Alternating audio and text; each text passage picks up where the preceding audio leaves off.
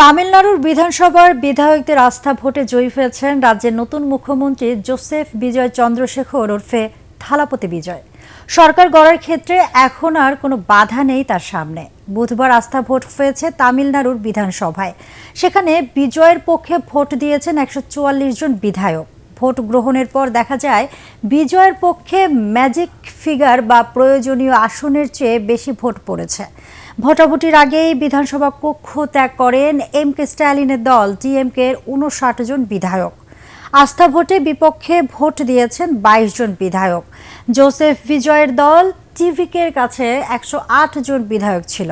এর আগে গত 10 মে তামিলনাড়ু রাজ্যের মুখ্যমন্ত্রী হিসেবে শপথ নিয়েছেন বিজয়, কিন্তু 234টি আসনের বিধানসভায় স্পষ্ট সংখ্যাগরিষ্ঠতার জন্য প্রয়োজনীয় 118টি আসন তার হাতে ছিল না।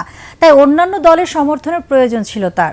কংগ্রেস সহ আরও কয়েকটি দল তাকে সমর্থন দেওয়ার কথা বললেও এই ধরনের পরিস্থিতিতে বিধানসভায় আস্থা ভোটের নির্দেশ দিয়ে থাকেন রাজ্যপাল।